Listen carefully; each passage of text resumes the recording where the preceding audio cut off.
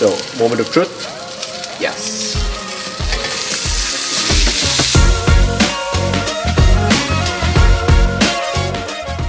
Hey everyone, my name is Neil. I'm the test kitchen manager at Haven's Kitchen, and today I'm going to be making a grilled Romesco chicken with double. So I really love this dish because you have one grill pan and you put the chicken and the peppers on it together. You have a bowl of rice.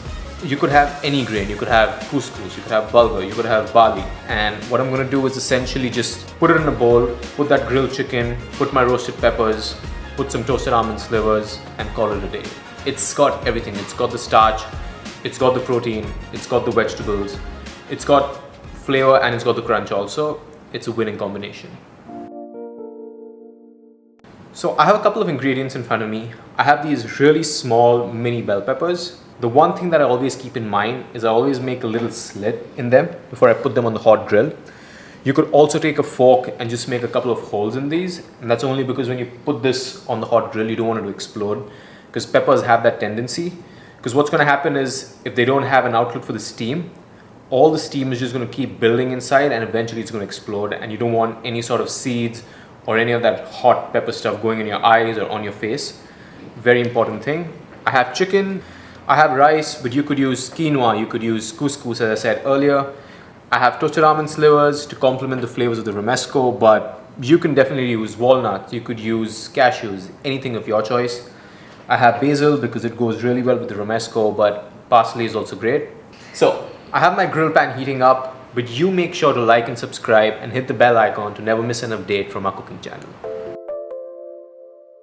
So I'm gonna get started. The first thing I'm gonna do is salt and some olive oil. These peppers are not gonna grill if you don't coat them in oil. So at this point, you can either leave it in the bowl. I like to personally take them out, and I'll tell you why. Just gonna get them on, put them on a paper plate for now. And in the same bowl with all that oil and salt, I'm just gonna add my chicken. And I'm also going to add a quarter pouch of the Romesco.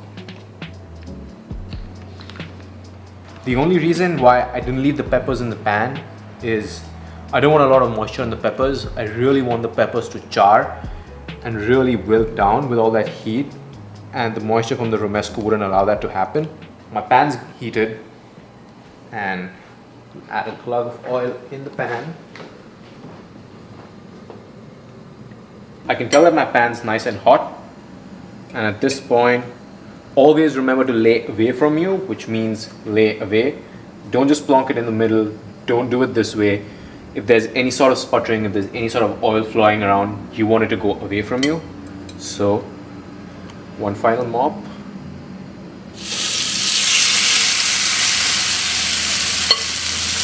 And while my chicken's cooking, literally gonna take my peppers and that heat.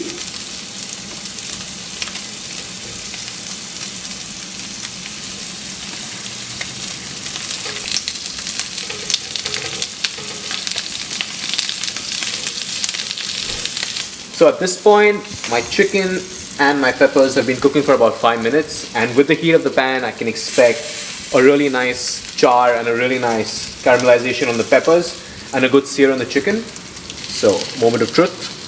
Yes. That's amazing. Peppers.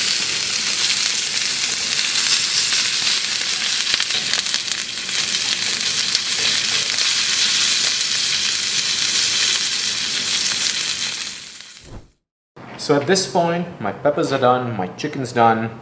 Just look at the peppers, look at the char on the peppers, and they're so soft, and you can literally peel off all the charred bits, but I don't want to. I really love the char on these peppers to just eat it like that. My chicken's cooked. I cooked it till it registered at an internal temperature of 165, and at this point I'm just letting it rest. While my chicken and my peppers rest, what I'm going to do is I'm going to quickly mix my rice with the Romesco and some shredded basil. The shredded basil. I'm gonna add Romesco. Just a quick mix to get all the herbs and the rice.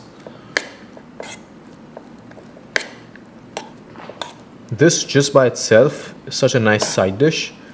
Romesco and basil rice. So anytime you're cutting protein, it's always nice to have a plastic cutting board. This way you're avoiding any sort of cross-contamination. Chickens.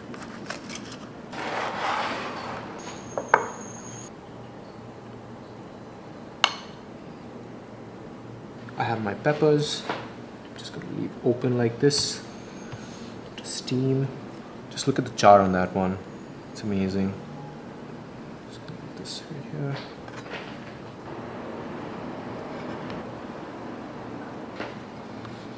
For the crunch, I just love the different textures in this dish.